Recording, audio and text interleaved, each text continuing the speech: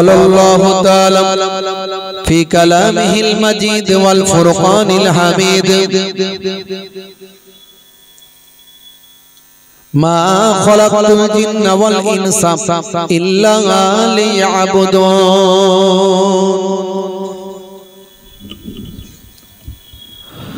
وقال الله تعالى أيضا في كتابه مخبرا وما رميت إذ رميت ولكن الله رمى وقال الله تعالى أيضا في كتابه مخبرا ومكروا ومكر الله والله خير الماكرين وقال النبي صلى الله عليه وسلم من تمسك بسنتي عند فساد أمتي فله أجر 100 شهيد إلى آخر الحديث أو كما قال عليه الصلاة والتسليم. وقال النبي صلى الله عليه وسلم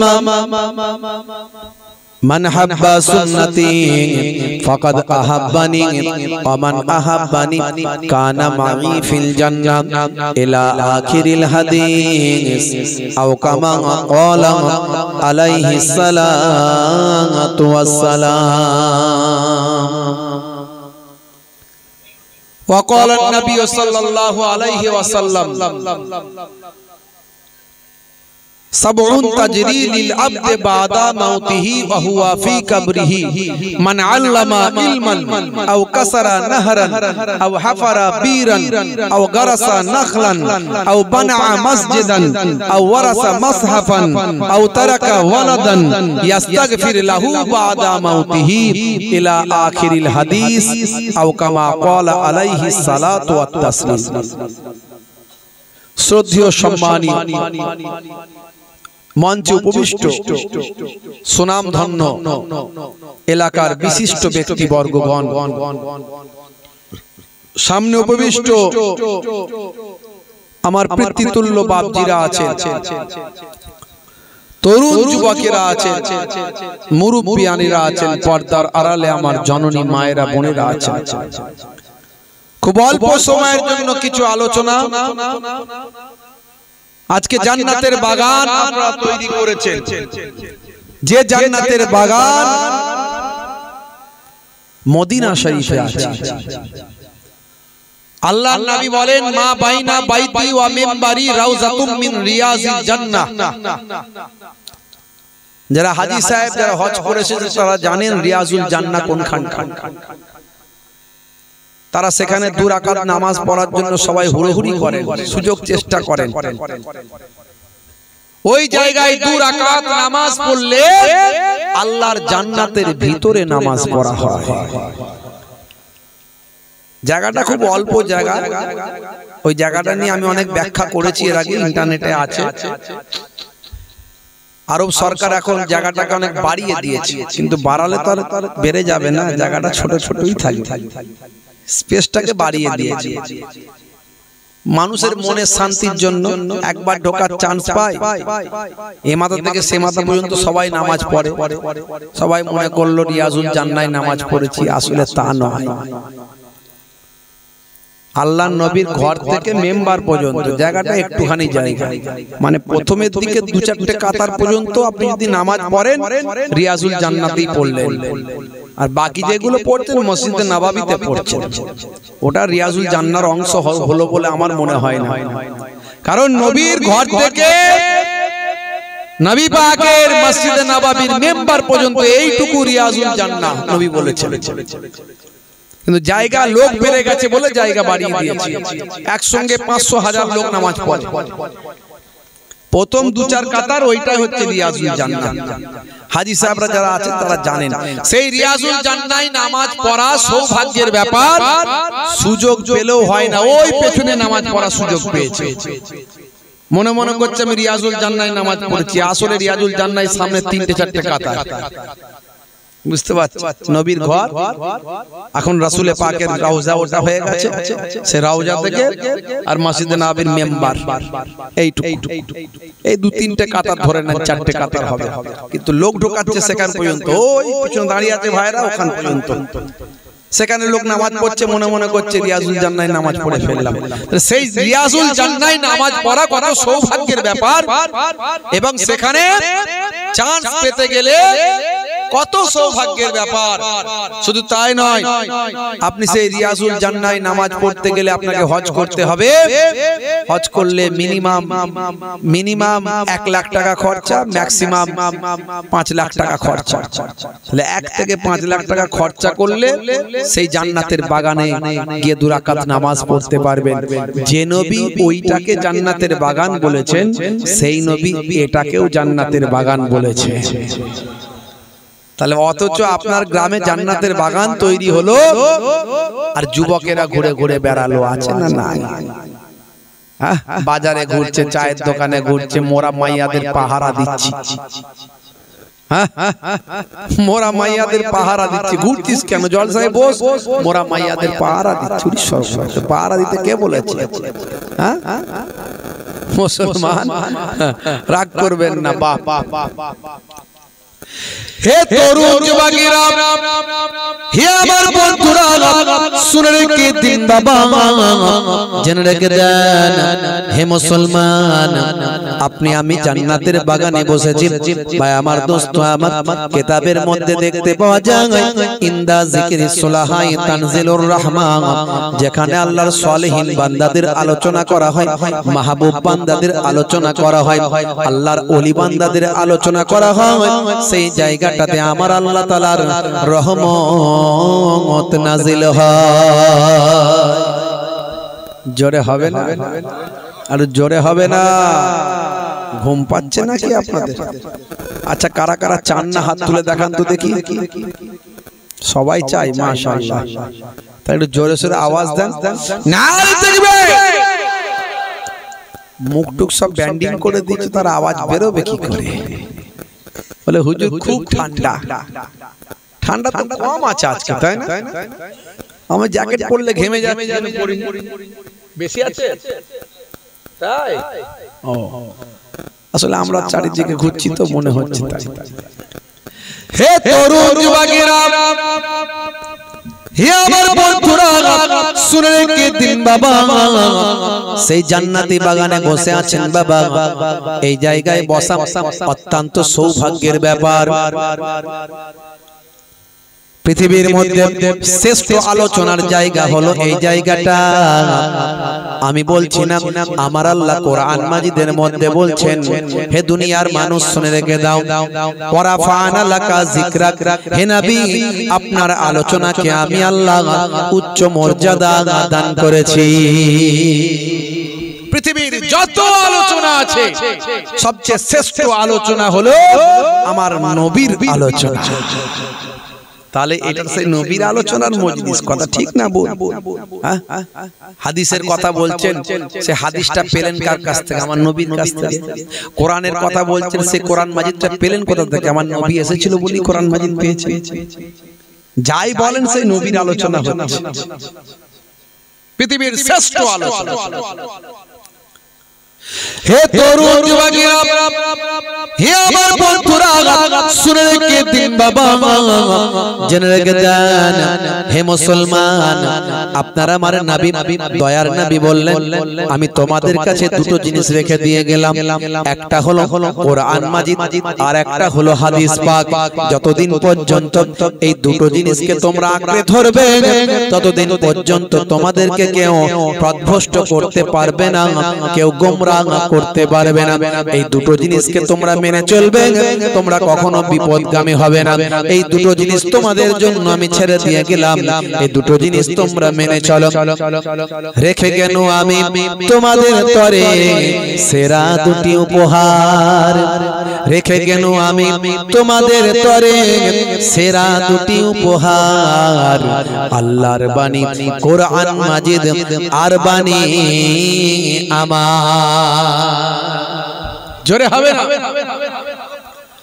অন্য জায়গায় আবার আল্লাহর নবী বলেন তারাকতু ফীকুম মা ইন আখাযতুম বিহি লান তাদিল্লু কিতাবাল্লাহি ওয়া ইতরাতি আহলা বাইতি। আল্লাহর নবী অন্য হাদিসের মধ্যে বলেছেন আমি তোমাদের কাছে দুটো জিনিস রেখে দিয়ে গেলাম, একটা হলো আমার আহলে বায়াত, একটা হলো কোরআন মাজিদ, আর একটা হলো আমার আহলে বায়াত। এই দুটো জিনিসকে তোমরা আঁকড়ে ধরো, এই দুটো জিনিসকে তোমরা আঁকড়ে ধরলে তোমরা পথভ্রষ্ট হবে না, গোমরাহ হয়ে যাবে না। হে তরুণ যুবকেরা, হে আমার মুরব্বিয়ানেরা, শুনে রেখে দিন বাবা, জেনে রেখে দেন সেই নবী আপনাকে আমাকে কত কষ্ট করে দিন শেখালেন, কত কষ্ট করলেন আমার আপনার জন্য, উম্মতে মুহাম্মাদির জন্য নবী আমার কত জুলুমের শিকার হলেন। আবু জাহিল, আবু লাহাব, উতবা সাইবারা নবীর উপর কত অত্যাচার করল, আল্লাহর নবীকে কত রক্তাক্ত করে দিল। নবীর আমার সারা শরীরটা লালে লাল হয়ে গেল। মক্কার মানুষগুলো যখন আমার নবীর কথা শোনে না, আমার নবীর উপর অত্যাচার করে, আমার নবী চলে গেলেন তায়েফের জমিনে। তায়েফের মানুষদেরকে নবী আমার হেদায়েতের আলো দিলেন, হেদায়েতের ডাক দিলেন। তায়েফের মানুষেরা তারা পালা করে করে আমার নবীর উপর জুলুম করল। হে তরুণ যুবকেরা, হে আমার বন্ধুরা, শুনে রেখে দিন বাবা, আমার আপনার নবী একটা আঙ্গুরের বাগানে ঢুকে গেলেন।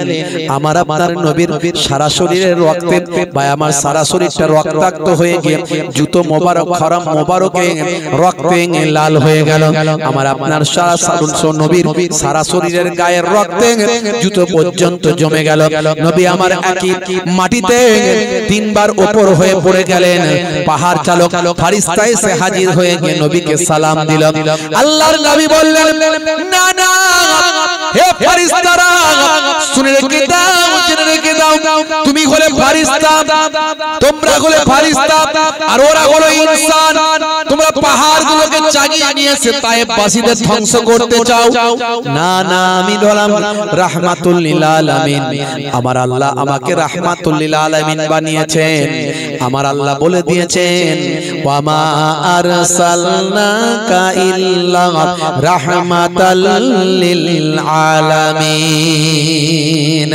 হে দুনিয়ার মানুষ, শুনে রেখে দাও, আমি আমার নবীকে সারা আলামের জন্য রহমত করে পাঠিয়ে দিয়েছি। নবী আমার দয়ার নবী, মায়ার নবী। নবী আমার দোয়া চেয়েছেন আল্লাহ, তায়েফবাসীরা আমাকে চেনে না, তায়েফবাসীরা আমাকে জানে না, তাই তারা আমার উপর অত্যাচার করেছে, আমাকে মেরেছে।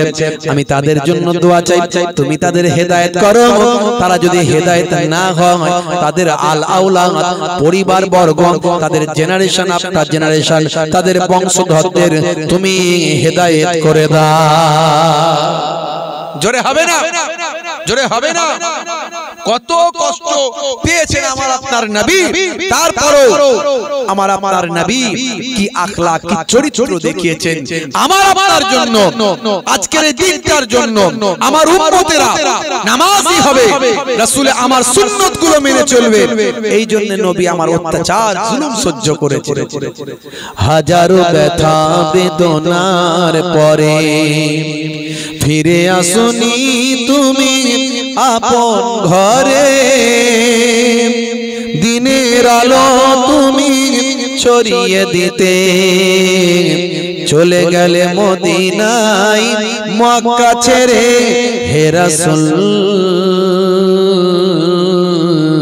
তোমাকে ভুলি আমি কেমন করে। হে রাসূল, তোমাকে ভুলি আমি কেমন করে। জোরে হবে না? খেয়ে না খেয়ে দিন প্রচারের কাজে নিজেকে দিয়েছ বিলিয়ে, তায়েফের কাফেরেরা চিনল না এ আলো, দুষ্টু ছেলেদের পিছি দুইলে নিয়ে। খেয়ে না খেয়ে দিন প্রচারের কাজে নিজেকে দিয়েছো বিলিয়ে তাইফের কাফেরেরা চিনল না এই আলো দুষ্টু ছেলেদের পিছু দিল লেলিয়ে পাথরের আঘাতে ক্ষত বিক্ষত হয়ে সারা শরীর থেকে রক্ত ঝরে হে রাসূল তোমাকে ভুলি আমি কেমন করে জোরে হবে না আরে জোরে হবে না হে রাসূল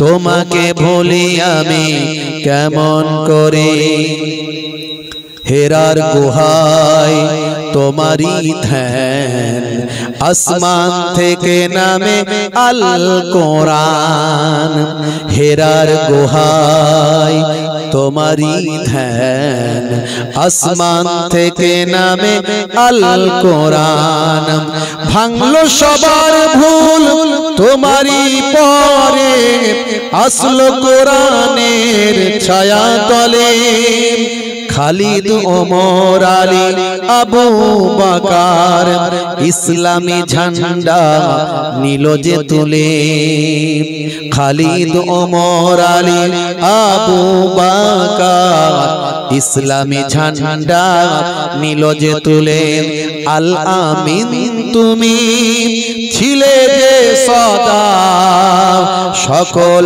মানুষের তরে হে রাসূল তোমাকে ভুলি আমি কেমন করে আর জোরে হবে না আর জোরে হবে না হাজারো ব্যথা বেদনার পরে ফিরে আসনি তুমি আপন ঘরে দিনের আলো তুমি ছড়িয়ে দিতে চলে গেলে মদিনায় মক্কা ছেড়ে হে রাসূল তোমাকে ভুলি আমি কেমন করে হে রাসূল তোমাকে ভুলি আমি কেমন করে জোরে হবে আর জোরে হবে না কত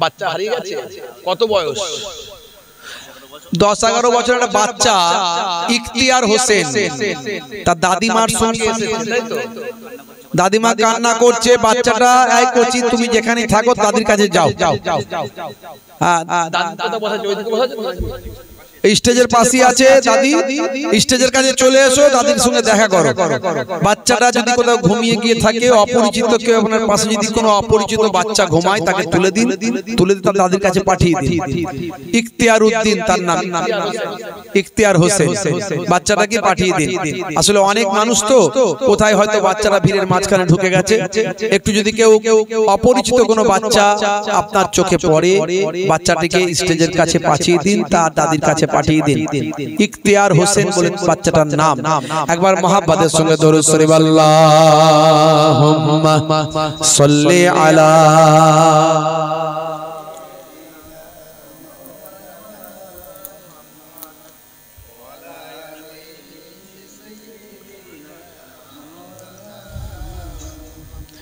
হে তরুণ যুবকেরা হে আমার বন্ধুরা হে আমার মুরব্বিয়ানেরা শুনে রেখে দিন বাবা আমার আপনার নবী এত কষ্ট অত্যাচার জুলুম সহ্য করলেন কেন তার একটাই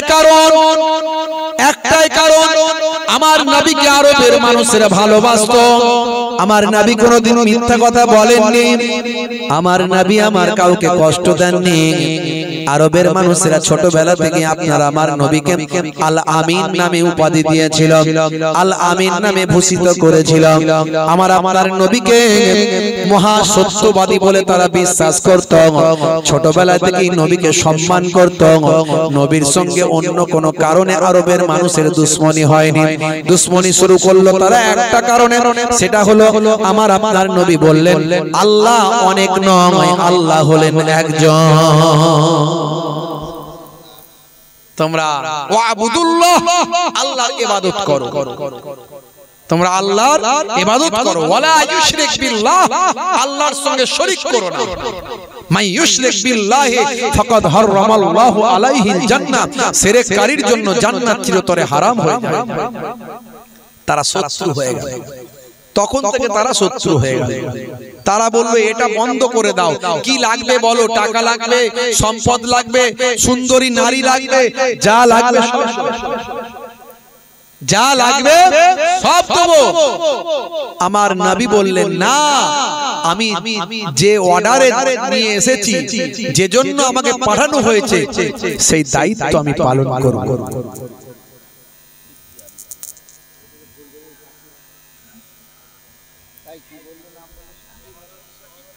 সেটার নাম ইখতিয়ার নয়,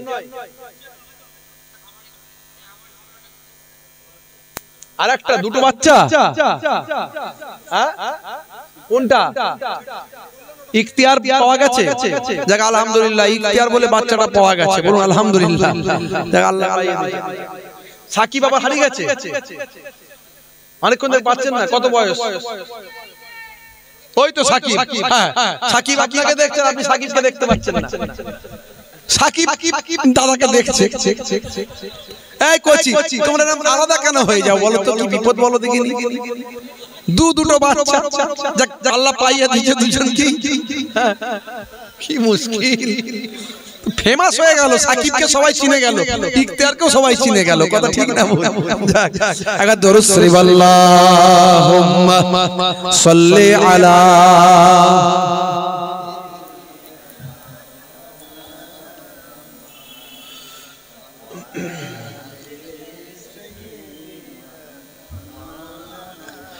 হে তরুণ যুবকেরা, হে আমার বন্ধুরা, আমার আপনার নবী আল্লাহর কথা বলার জন্য, আল্লাহর নৈকট্য হাসিল করতে বলার জন্য, আল্লাহর একত্ববাদের প্রচারের জন্য, আল্লাহর ওয়াহদানিয়াতের কথা বলার জন্য, আর নিজের সুন্নাত রাসূলের সুন্নতের কথা বলার জন্য নবী তাদের শত্রুতায় পরিণত হয়েছিল, তাদের সঙ্গে শত্রুতা তৈরি হয়েছিল।